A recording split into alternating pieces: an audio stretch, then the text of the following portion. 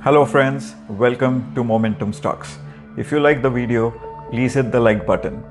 For more investing and stock related content, please subscribe to my channel and hit the bell icon. Today, we are going to discuss the stock market action that has already unfolded in the first 10 days of October. And after that, we're going to discuss what's our best investment asset in this kind of turbulent market. So to recap the stock market action, in the first 10 days itself, S&P 500 has lost 4.7% of its value. Dow Jones has lost 4% of its value. Nasdaq has been the biggest loser, already shedding 8.3%, whereas Russell 2000 has already lost 5.8%. Now, all this has come along due to various aspects that have led to uncertainty in the stock markets. And as we all know, stock markets absolutely hate uncertainty. So let's discuss one by one what are the top reasons that have contributed to this uncertainty amongst investors and the stock market. Number one is rising interest rates. There is a lot of fear amongst investors as to whether Fed is going to go ahead with the rate hike in the month of December after they have done multiple rate hikes this year. Next, America's global trade war, especially with China, which is intensifying every passing day, and it's anyone's guess which way it's going to tilt and whom it's going to favor in the long run. Next is the weaker semiconductor outlook. Multiple investment houses have come out with their outlook, which is way weaker than expected earlier this year, which has led the semiconductor and Nasdaq as a whole to take an absolute beating in the last 4 weeks. Not to add, the rising input costs for most of the companies have been consistently going up due to a stronger dollar and weaker currencies all around the globe.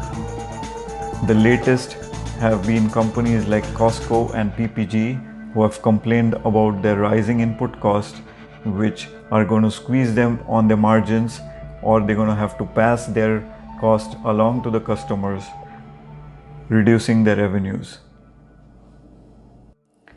Looking into the end of the year, there are other factors contributing to the uncertainty. For instance, the upcoming earnings season. Investors are not entirely sure that the earnings season is going to be as good as they previously expected. Next month, we have the midterm elections coming up, and obviously, as we all know, there is tremendous uncertainty around that. And then going into December, the last month of this year, we have a scheduled rate hike already announced by the Fed. Now it's a waiting game where we have to see if the Fed acts upon what it has already announced, or it reverts back on its decision to increase the interest rate yet one more time this year. All the factors we discussed gives the investors every reason to be upset, confused, and unenthusiastic right now, and give a thumbs down to the stock market. So the obvious next question is, given the downtrend we've seen in the stock market in the month of October, is this just a routine correction, or is this a beginning of a long recession that we are experiencing? Quite frankly, no one knows. And that's why in this video, we're going to look at some macro indicators that have more often than not acted as bellwether to the previous recessions. And by looking at these indicators, we can analyze where in the cycle are we and what should be our next steps be. In this market, I'm not heavily bullish, nor I'm heavily bearish, but I'm simply looking at these macro indicators and the stock market as a whole. And towards the end of the video, I'm going to give you my take on how I'm going to proceed heading into the end of the year as far as my stock market investments are concerned. The first indicator we're going to analyze is the Shiller P ratio. So what is Shiller P ratio? It is simply the price of the stock market divided by the average of 10 years of earnings adjusted for inflation.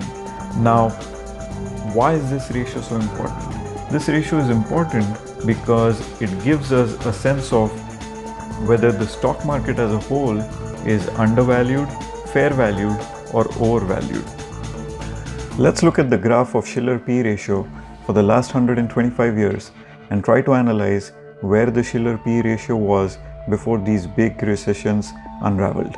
So during the Great Depression of 1929, the Shiller P ratio peaked at a value of 30.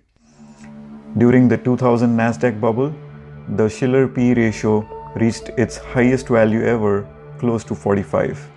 And during the 2008-2009 subprime recession, it had a value of around 27. Right now, in 2018, the Shiller P ratio is tracking at 31.59, which is the highest value it has ever gained, with the exception of the Nasdaq 2000 bubble. So in my opinion, this is a time to be extremely cautious with your investments and how you go about them. The next macro indicator we're going to look at is the Wilshire 5000 Total Market Full Cap Index divided by the GDP ratio, also known as the Buffett indicator. The great Warren Buffett is famous for using this indicator and deciding how cautious or aggressive he's going to be in a given stock market based on this indicator. This indicator is simply the ratio of market capitalization of all the stocks actively traded in the US divided by the gross domestic product of the US. And if you think about it, the total market capitalization has no business of being more than the gross domestic product of the US. According to Warren Buffett, whenever this ratio is close to or above 1, it's time to be extremely cautious with your stock investments. As we can see from the plot, this ratio was 1.2, meaning the total market capitalization was 120% of the GDP just before the Nasdaq bubble burst and the market started rolling off. In 2008-2009, this ratio was 1, meaning the market capitalization was very close to the GDP, and we know what happened next.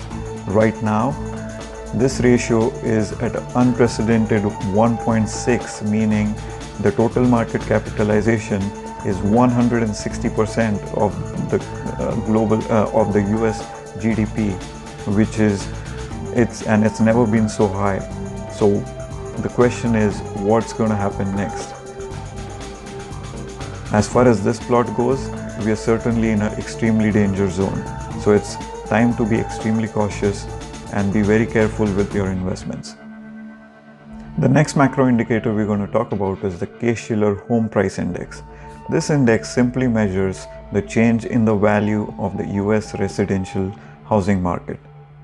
This plot shows the Case-Shiller Home Price Index for the last 30 years, and the vertical gray bars show us the recessions that have occurred in this time frame.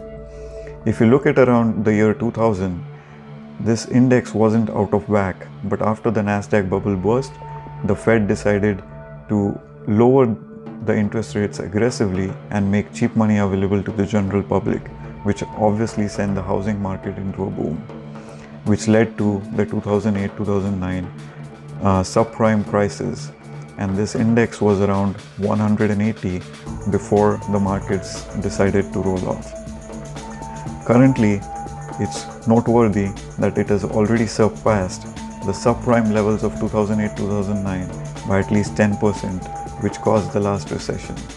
And in my opinion, is obviously the danger zone. So another reason to be cautious in this crazy market. The last macro indicator we're going to look at is the US Treasury yield curve.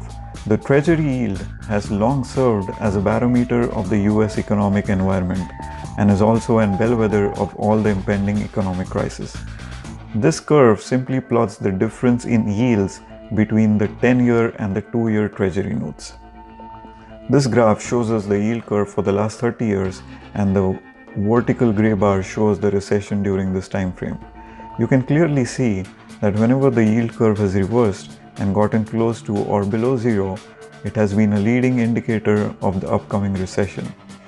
Just before the Nasdaq bubble burst, this indicator clearly showed us that the yield curve was below zero, and so was the case during the 2008-2009 crisis.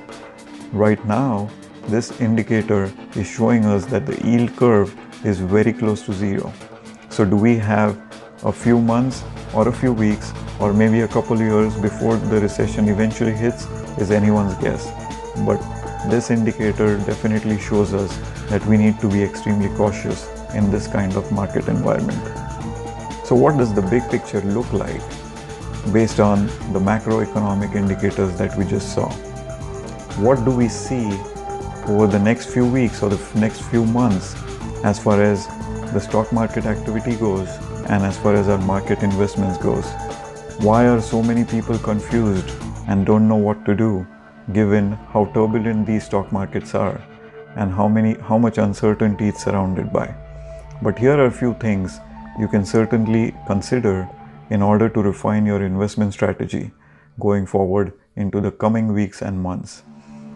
Curb your long-term bullishness.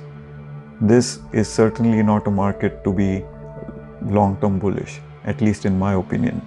Maintain significant cash position so that if markets undergo a severe correction, you can have a good cash position to take advantage of the market. Take profits or minimize losses based on when you have opened positions, because the way the market is in a downtrend, it makes sense to take profits or minimize your losses until it stabilizes and gives us a clear indication whether this is a market correction or a beginning of a recession. Reinvest only when uncertainty clears, and also don't go all in. Reinvest in chunks. Pay very close attention to the earnings season and what the CEOs of the big companies are telling you in terms of their guidance and what they see coming. Expect volatility and be very nimble in terms of taking profits and minimizing your losses. This market, many people may think is a long-term investing market, but I completely disagree. I think the best asset in this market that one can possess is patience. So guys, here it is. I'll keep you posted over the next few weeks as to what I see in the markets, but please don't forget to give a thumbs up if you like this video, and see you next time.